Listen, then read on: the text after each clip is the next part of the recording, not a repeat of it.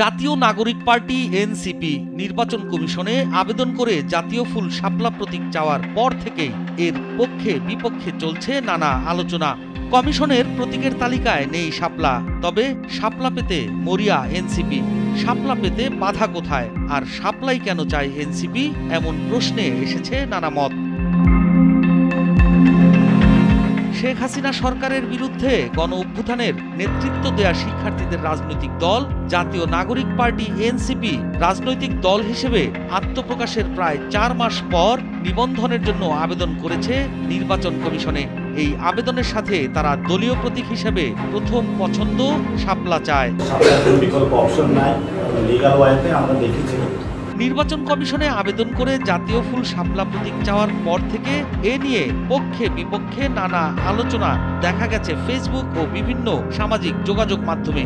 NCP নেতাকর্মীদের অনেকেই শাপলা প্রতীকের দাবিতে প্রচারণাও চালাচ্ছে, আবার এর বিপরীত প্রচারণাও চলছে অনলাইনের বিভিন্ন প্রচারণায়। এতে অনেকেই দাবি করেছেন বাংলাদেশের জাতীয় প্রতীক শাপলা সেটি কোনো রাজনৈতিক দলের প্রতীক হতে পারে না।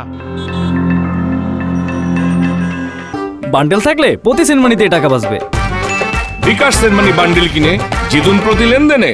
এরই মধ্যে দলীয় প্রতীক হিসেবে শাপলা নির্বাচন বিধিমালায় তফসিলভুক্ত না করার সিদ্ধান্ত নেয় নির্বাচন কমিশন। কমিশন বলছে, নাগরিক ঐক্য ও জাতীয় নাগরিক পার্টি এনসিপি শাপলা প্রতীক চেয়ে আবেদন করেছে। সব বিবেচনায় প্রতীকের তালিকায় শাপলা রাখা হয়নি। শাপলা প্রতীক চেয়ে দুটো রাজনৈতিক দল আমাদের কাছে আবেদন করেছে। 17 জুনে আপনার নিবন্ধিত রাজনৈতিক দল নাগরিক ঐক্য আমাদের কাছে তাদের প্রতীক পরিবর্তন করে, যেটা তারা আইনগতভাবে করতে পারে, আরপিওতে দেওয়া আছে। আর 22 জুন আবেদন করেছে আপনার নিবন্ধন প্রার্থী এনসিপি। সুতরাং দুটো দল এখানে করেছে। নির্বাচন কমিশন সবকিছু বিবেচনা করে শাপলা তালিকাভুক্ত করে।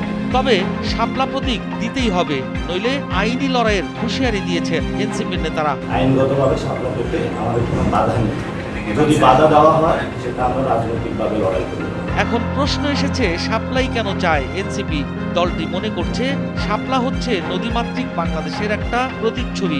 গ্রাম বাংলার মানুষের কাছে শাপলা ফুল অনেকটাই পরিচিত, যে কারণে তারা এই প্রতীকেই বেশি আগ্রহ দেখাচ্ছে। আইনগতভাবে শাপলা বরাদ্দ দিতে কোনো ধরনের বাধা নেই।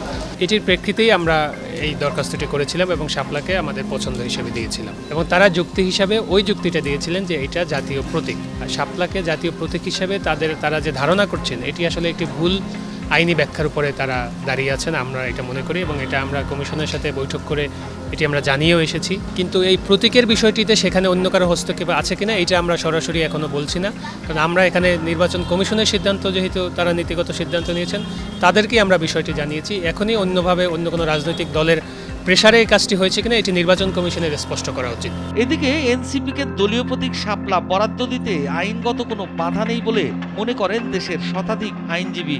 সম্প্রতি তারা এক বিবৃতি দিয়ে আইনি ব্যাখ্যা সহ এই দাবি করেছেন। শাপলা কিন্তু জাতীয় প্রতীক না, শাপলা হচ্ছে জাতীয় ফুল।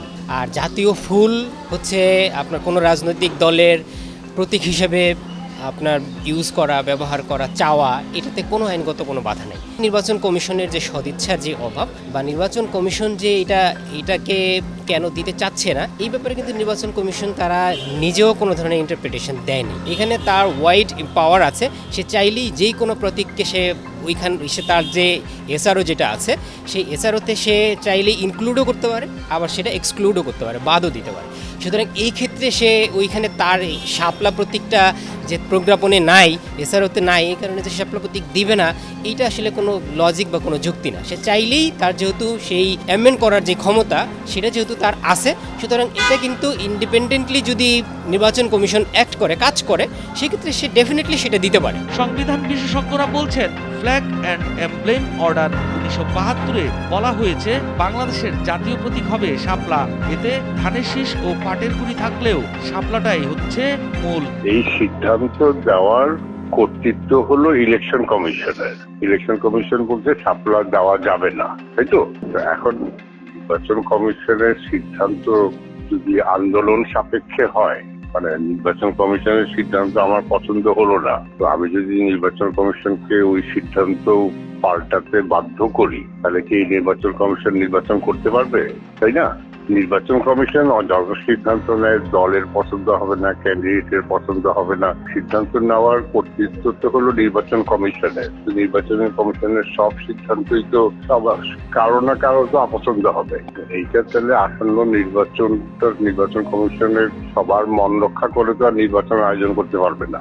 আমেরিকান সংবিধান প্রায় 250 বছর ধরে চলছে, হ্যাঁ, কয়েকটা সংশোধন করেছে, কিন্তু আমেরিকান সংবিধান হলো 12 পৃষ্ঠা।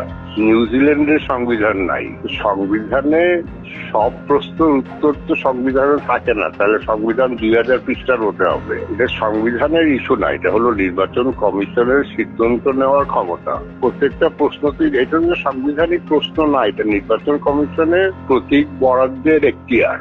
এখন ওরা যদি ভুল করে, কথার কথা, নির্বাচন কমিশন যদি কেউ মনে করে ভুল করে, তাহলে কি এখন একটা হলো যে আন্দোলন করে বাধ্য করা, অথবা অন্যটা হলো আদালতের দ্বারস্থ হওয়া, তাই তো?